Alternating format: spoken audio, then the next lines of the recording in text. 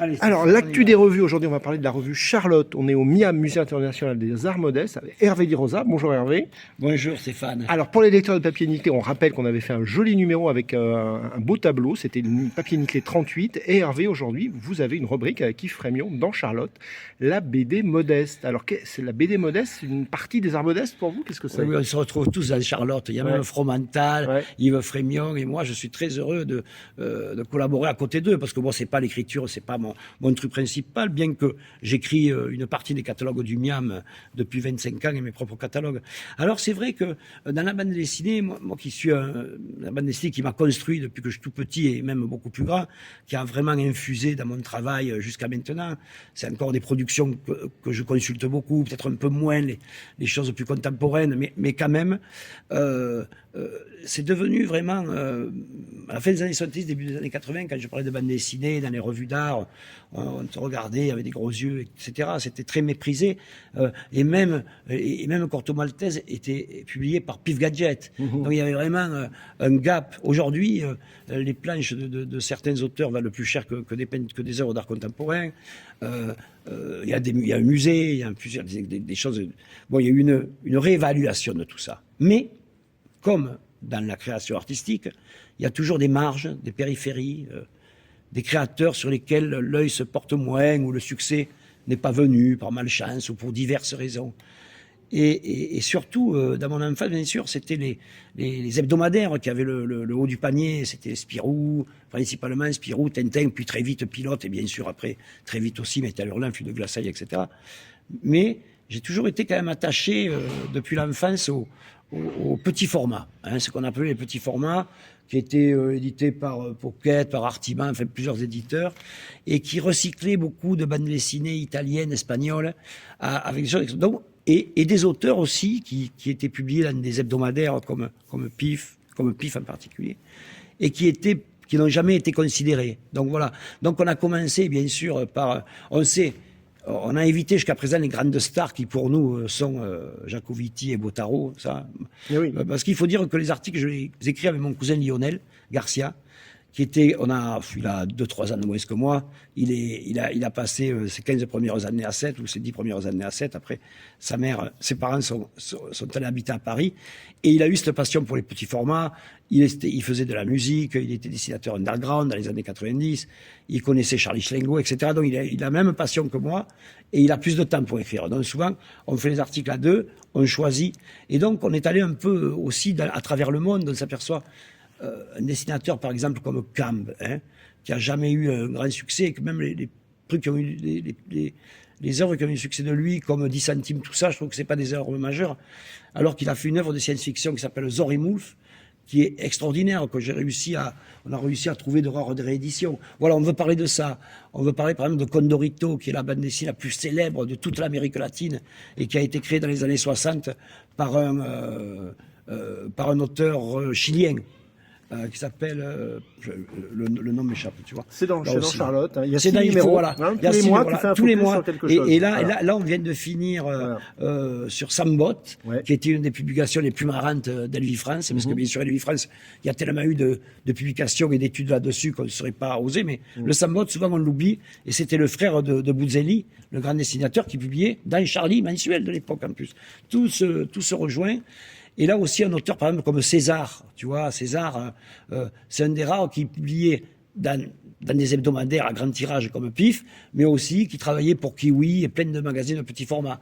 Donc c'est aussi le genre d'auteur et le genre d'œuvre. Après aussi, sur l'Angleterre, on a parlé de Léo Baxendale. Moi, c'est plutôt Alan Moore qui m'a fait découvrir ça avec sa bande dessinée Albion. Parce que les bandes dessinées anglaises n'étaient pas si traduites que ça dans les petits formats. Il y en avait justement, c'était l'agent secret, là, incroyable.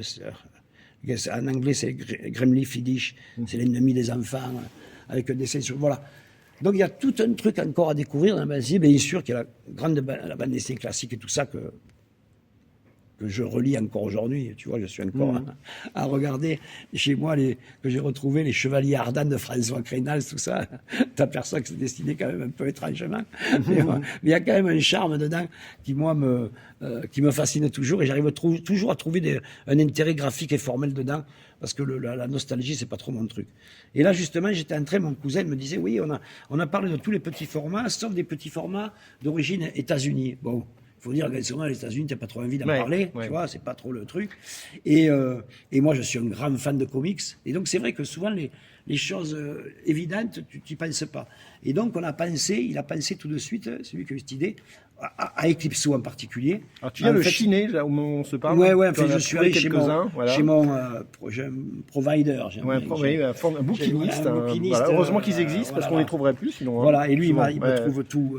Jean-Claude, il me trouve tout ce qu'il faut. Voilà. Et donc, donc, quand même, avant d'écrire l'article, je me sentais pas bien, j'avais rien chez moi, tu vois, de disponible. Je devais être en des cartons, je sais pas, dans une de mes réserves. Et donc, parce que je suis sûr qu'il y en a certains que j'ai déjà.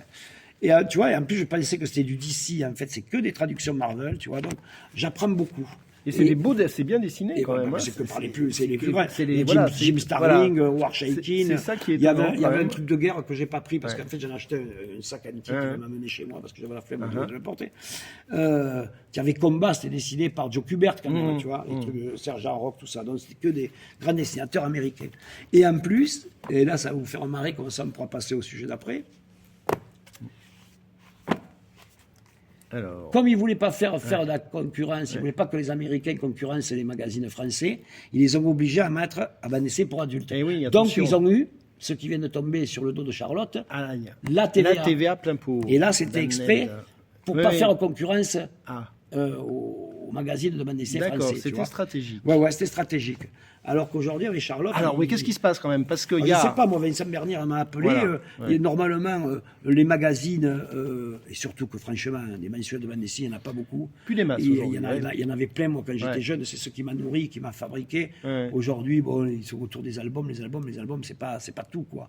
Les auteurs, ils ont envie d'essayer des choses. Ils ont envie de la publication. En plus, ils sont arrivés, Charlotte, à faire cet équilibre entre bande dessinée, série complète, série à suivre. Enfin, je trouvais que c'était vraiment très ouvert, avec des grandes stars comme Chris Ware, Bastien Vives, tout ça. Enfin, mais aussi d'autres choses plus underground, plus de recherche. Et surtout, ces pages rédactionnelles. Moi, remarque, ce qui m'intéresse le plus, c'est les pages rédactionnelles maintenant. Et, contre toute attente, ils ont perdu comment ça s'appelle là, le statut d'organe de presse. Le statut d'organe de presse. C'est arrivé à Harakiri. Pilote aussi, à un moment donné, ils avaient eu des problèmes. C'est une censure déguisée, en fait. C'est une censure déguisée, c'est une censure par l'argent, parce que c'était étouffé. Après, tu dois payer un peu plus de TVA. C'est ça, c'est une commission du ministère de la Culture qui aurait décidé ça. Il y a Passamoni qui a fait un article que Bernier a salué d'ailleurs pour défendre un peu tout ça. Oui, je l'ai lu dans sur Actua BD. Donc toi, c'est étonnant quand même ça. Moi, je trouve ça vraiment affreux. Alors, je pense que, parce que, enfin, quand même, on n'en est plus. Mais, tu sais, je dois dire un truc, le monde a beaucoup changé, tu vois. Moi, par exemple, j'ai mon exposition au Mucem en ce moment, qui est ouvert là. Il y avait une pièce qui est une reconstitution que j'avais faite avec mon frère dans les années 80, à la fin des années 80, qui est l'intérieur d'une maison de la vie des pauvres. Donc c'est vraiment la famille nombreuse, les types qui se shootent et tout ça. Et bien sûr, la prostituée qui est en action au dernier étage. Et cette pièce, et c'était des trucs en volume, tu vois, comme une armoire. Enfin, et cette pièce que j'ai exposée dans les années 90, à la FIAC, un peu de partout, là, au Mucem, j'étais obligé de faire un cache. Tu vois. La dernière exposition, au Centre Pompidou aussi, il y avait une pièce où c'était une peinture de grandes fesses. Ils m'ont demandé s'ils ont pu changer, quand on a changé contre une peinture de la même série. Ça n'a pas un truc, mais tu vois, il y a une rétraction là-dessus. Dans des lieux publics aussi, comme dans les librairies, il y a des enfants, tout ça. Voilà, le monde change, mais pas en bien, je trouve. Parce que franchement, c'est étonnant. Franchement, de faire ça à Charlotte, je trouve ça d'une injustice terrible, parce qu'il n'y a pas du tout C'est pas comme il y a encore certains magazines de BD qui sont que pornographiques et tout Oui, ça. oui, non, Ça, il y en a. Mais là, ça n'a rien à voir. Il y a les plus grands auteurs de BD qui décident dans cette Oui, puis les couvertures sont pas choquantes. La dernière couverture. Après, le contenu, il y a un peu de sexualité, mais ça a toujours été. Un Pichard a toujours décidé des choses un peu dangereuses. Et Pichard, ça a 45 ans. Et oui, personne ne c'est ça. Donc c'est un peu fou. C'est fou, hein. Alors, et tu vois, et ça, au fur et à mesure, on pratique après l'autocensure, tu vois. Et donc, c'était bien qu'il y ait un magazine qui soit libre et ouvert comme Charlotte. J'espère que ça continue.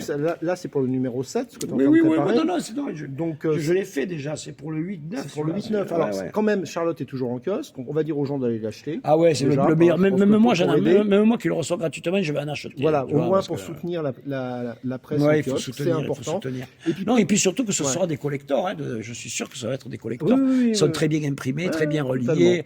Le rédactionnel fait par nous, là, il est formidable, tu vois. Une bonne équipe. Bon, et ben on salue Vincent Bernière, on soutient Charlotte. Voilà. Nos auditeurs, allez acheter Charlotte. Si vous passez à 7, quand même, il y a un truc énorme. C'est quand même voir l'expo étonnante. Oui, parce que c'est la première exposition que nous faisons. Tu sais que j'ai jamais encore fait d'exposition sur la bande dessinée. Non, il faudrait un jour. Oui, mais c'est les choses qu'on aime le plus. C'est justement pour ça. Le projet au départ des articles pour Charlotte, au départ, je voulais faire un livre qui réunissait une 15-20 histoires de 7-8 pages avec une petite présentation avant. Avec une présentation avant. Donc, et bon, ça n'a pas pu se faire, etc. Et je pensais faire ça, que ce soit une exposition à ce moment-là, tu vois. Et bon, ça n'a pas pu se faire. Et Vincent m'a dit, est-ce que tu peux le mettre voilà. Tous les mois. Donc je me suis dit, comme ça, peut-être que à terme, on en fera un livre et une exposition. C'est une belle idée. Peut-être qu'on en fera un livre ou une exposition. Parce que là, c'est vraiment la bande dessinée modeste pure. Et je pense que beaucoup d'amateurs, ils vont apprendre beaucoup de choses dans Charlotte. Ah ben totalement. Comme au Miam, on voit des papiers d'agrumes aujourd'hui avec des beaux dessins. Et donc là, j'avais jamais fait d'exposition sur le graphisme, en fait. Sur le graphisme, le graphic design. Et là, il n'y a rien de plus modeste que tous ces papiers qui emballent les agrumes. Et on est même arrivé sous l'influence d'Yves Frémion avec les collectionneurs de sopalins. De sopalins, oui, ça va loin. Les sacs plastiques, les sopalins. Les sacs plastiques uniquement avec des œuvres architecturales dessus. Voilà, c'est ça qui est formidable. On voit le sac de la librairie Brosel, que tu livrais bande dessinée. Donc il y a quand même de la BD dans ton expo. Quelque part. Il y en a toujours un peu. Bon, Hervé, merci pour ta passion des arts modestes. Et puis, écoutez, lisez Charlotte et venez au Miam.